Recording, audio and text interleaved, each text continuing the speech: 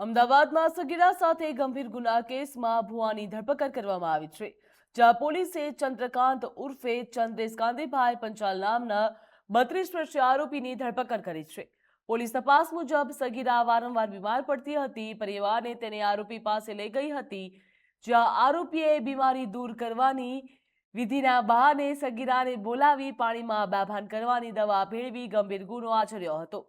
પરિવારની આર્થિક સ્થિતિનો લાભ લઈને આરોપીએ ફરીથી સગીરાને પોતાની પાસે બોલાવી આવું જ કૃત્ય કર્યું હતું તેવી વિગતો સામે આવી છે.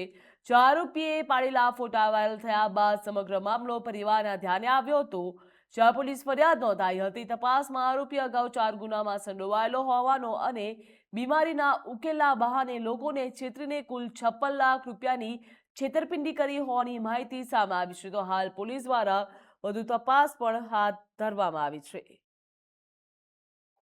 અમદાવાદ શહેરના સોલા પોલીસ સ્ટેશન વિસ્તારમાં એક સગીર વયની બાળા ઉપર બળાત્કાર થયા અંગેનો ગુનો દાખલ કરવામાં આવેલો છે. સમગ્ર બનાવ એવો છે કે આ જે ભોગ બનનાર છે એ આજથી એકાદ વર્ષ પહેલા બીમાર થયેલા અને પરિવારના સભ્યો દ્વારા અવારનવાર બીમાર થતા હોવાથી આ ભોગ બનનારને એમના જ સમાજના એક બુવાજી પાસે લઈ જવામાં આવેલા હતા. તાંત્રિક વિધિ કરવાના બહાને આ ભુવો કે જેનું નામ ચંદ્રકાંત ઉર્ફે ચંદ્રેશ કાંતિલાલ પંચાલ છે, જેની ઉંમર 32 વર્ષ છે અને અમદાવાદ શહેરના વિશ્વાસ સિટી ભાગ 2 માં રહે છે. આ આરોપી ભુવો અવારનવાર ભોગ બનનારના ઘરે જતો, વિધિ કરવાના બહાને ઘરના અન્ય સભ્યોને થોડી વાર માટે બહાર બેસવું પડશે એમ કહી અને અન્ય સભ્યોને ઘરની બહાર રાખતો. એ દરમિયાન કોઈ પણ કેફી પીણું પીવડાવી અને ભોગ બનનારને અર્ધબેભાન જેવી પરિસ્થિતિ થાય પછી તેની સાથે શરીર સંબંધ બાંધતો. આવું 2 થી 3 વાર ભોગ બનનારના ઘરે એને શારીરિક સંબંધ બાંધેલો છે.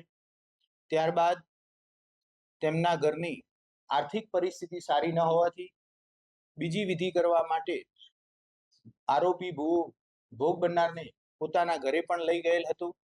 ત્યાં પણ તેમની સાથે આ જ રીતે 2 વાર જેવો શારીરિક સંબંધ બાંધેલો છે. સમગ્ર મામલાની ગંભીરતા જોઈ ગુનો દાખલ કરી તાત્કાલિક આરોપીને પકડી પાડવામાં આવેલો છે. આરોપીનો ગુનાહિત ઇતિહાસ તપાસતા આ આરોપી ભુવો ચંદ્રકાંત અગાઉ પણ આ જ પ્રકારના 4 ગુનાઓમાં પકડાઈ ગયેલ છે. 2025ના જ વર્ષમાં અમદાવાદ શહેરના સોલા પોલીસ સ્ટેશન, ઘાટલોડિયા police station, Ramol police station તથા માંડલ પોલીસ સ્ટેશન ખાતે 4 અલગ અલગ ગુના આ ભુવા ઉપર દાખલ થયેલા છે. આરોપી ચંદ્રકાંત પંચાલ કુલ 56 લાખનું અલગ અલગ વ્યક્તિઓ સાથે ચીટિંગ કરી અને આ ગુનો આચરેલ હોવાનું સામે આવેલ છે.